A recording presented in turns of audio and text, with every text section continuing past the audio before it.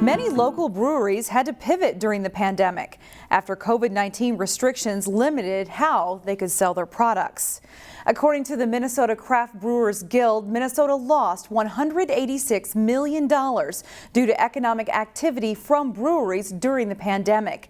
The owners of Omni Brewing in Maple Grove consider themselves lucky to break even, and they're looking forward to their busiest summer ever.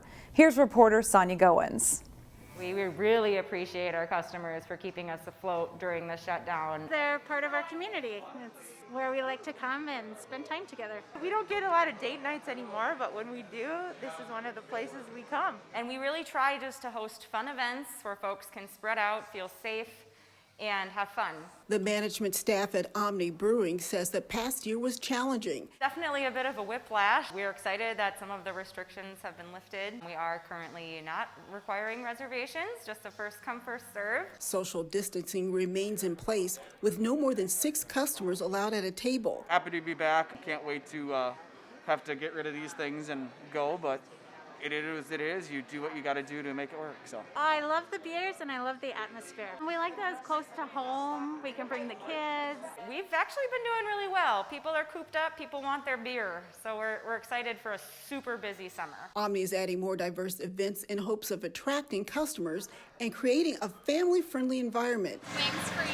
Tacos and Tunes is one of their popular events. We have Craft Mobile Kitchen come out, and we have all the different beers you can choose from. Summer nights are a blast to sit out on our berm area. During the pandemic, the Taproom pivoted by getting out in the community. And for the first time, the brew house is teamed up with Three Rivers Park District for a maple syrup celebration. Good job. You'll be tapping the sap on the trees that will eventually end up in our beer. So it's nice to see it from start to finish. Omni used maple syrup from last year to create its special trail mixed craft beer, which you can get at the event, offering a unique opportunity to sample the syrup. And this beer took a lot of work. It aged for a year in barrels, and it turned out just delicious. It's great. Owners of the Maple Grove destination spot say they see better months ahead. In Maple Grove, Sonia Goins, CCX News.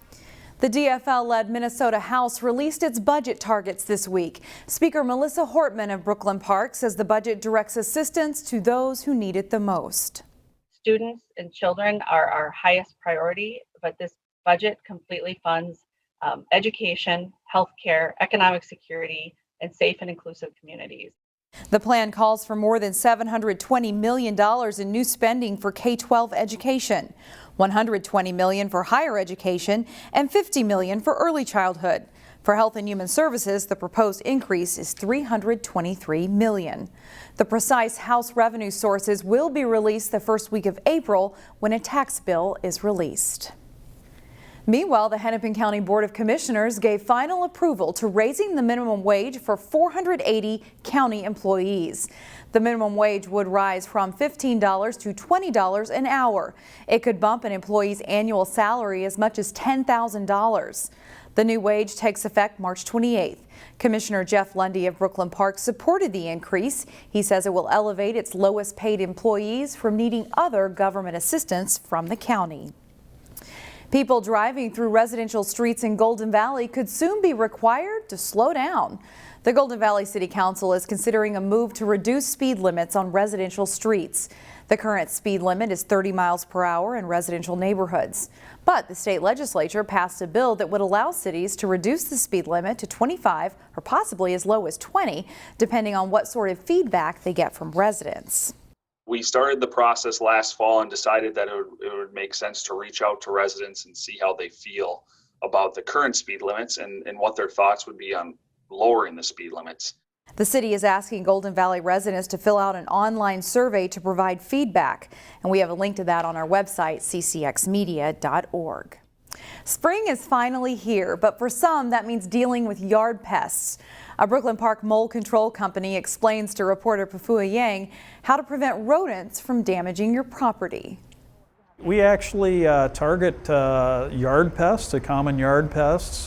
Typically we'll go after moles, gophers, and voles. For about 3 years, Metro Mold Control has been helping local residents take their property back. It certainly can hurt your property values, and the more that you let these pests kind of hang around, the worse the problem typically gets. Rick Huberty owns Metro Mole Control. He says damages caused by moles and voles can cost hundreds or sometimes thousands of dollars. A vole is very, very similar to a house mouse, just a little bit larger.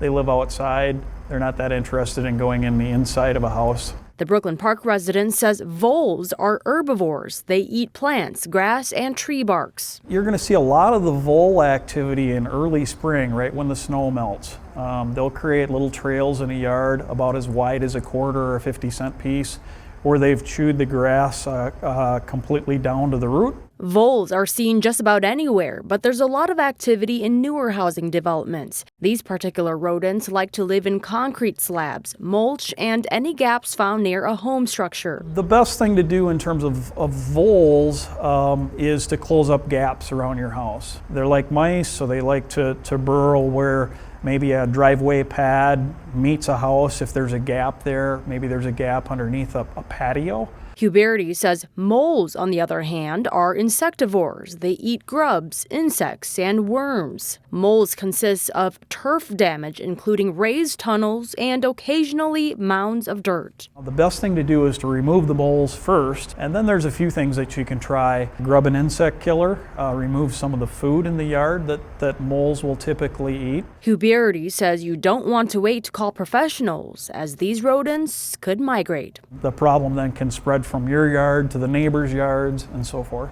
In Brooklyn Park, Pafua Yang, CCX News.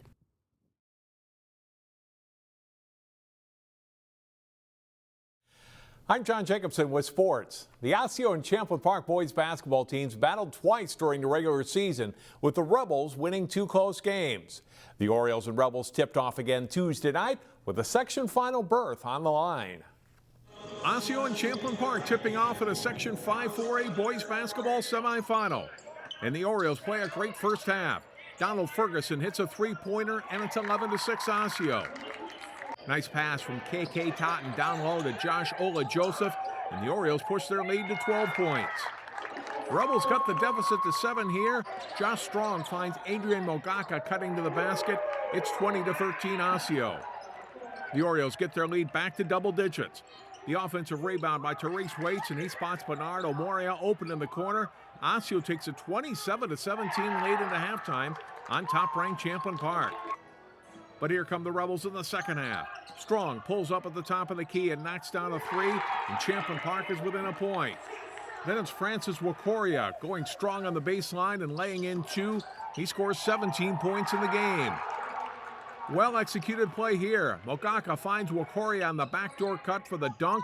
The Rebels lead 42-34, starting the second half on a 25-7 scoring run. Strong gets a lane to the basket and scores 2 more of his 18 points as Champlin Park moves to 20-0 on the season with a 54-42 win over Osseo. In the other Section 5-4A semifinal, third seed Park Center went on the road and earned a win. Park Center traveled to Mounds View to meet the Mustangs in the Section 5-4A semifinals. Mounds View's Evan Kim drains a step-back three-pointer. He nets 28 points for the Mustangs. They lead by 4 early. Park Center then goes on a 9-0 scoring run. The bounce pass to an open Braden Carrington, who scores the 3. And Park Center is up by 5 in the first half. They lead by 7 at halftime. Second half, Mounds View's Ethan Farn drives, goes past the basket, and then banks it off the glass. Mounds View's in front by 3. The Pirates score the next 9, though. It's Carrington getting to the basket. He scores and is fouled. A big game for the juniors. He nets 26 points in the night. Iowa Berthy hit a couple of big three-pointers in the second half to help Park Center maintain its lead. Nice entry pass here from Berthy to James Parker, who turns and scores. Parker scores 11 points in the game as Park Center wins 66-57 to advance to Thursday night's Section 5 final at Champlin Park High School. Maple Grove faces off with Centennial Thursday night for the Section 5AA boys hockey title. 3 of the Crimson seniors are up for big end-of-the-season awards. Forward Kyle Kukkonen leads Maple Grove in scoring with 29 goals and 40 assists and is now a Mr. Hockey finalist. Kukkonen has netted 4 power play and 3 shorthanded goals this season for the 19-1 Crimson. Maple Grove defenseman Henry Nelson is another of the 10 Mr. Hockey finalists for 2021. Nelson has 8 goals and 33 assists on the season and is committed to Notre Dame. And Maple Grove goalie Jack Winicky is one of 3 finalists for the Frank Brimsek Award, honoring the state's best goalie. Winicky's record this season is 17-1 with a goals against average of 1.47 and a save percentage of .921. This is a big honor for the Maple Grove hockey program. All the accolades go off to those kids because they not only are great hockey players, they're great students, they're very respectful kids, they come from great families, and they do all the work outside of the rink. The awards banquet for both honors will be held virtually on April 5th. Maple Grove faces off with Centennial Thursday at 7 p.m. at the Maple Grove Community Center. You can watch that one live here on CCX1, and we'll have highlights on our news Friday. Find more prep sports games and highlights at ccxmedia.org and follow us on social media.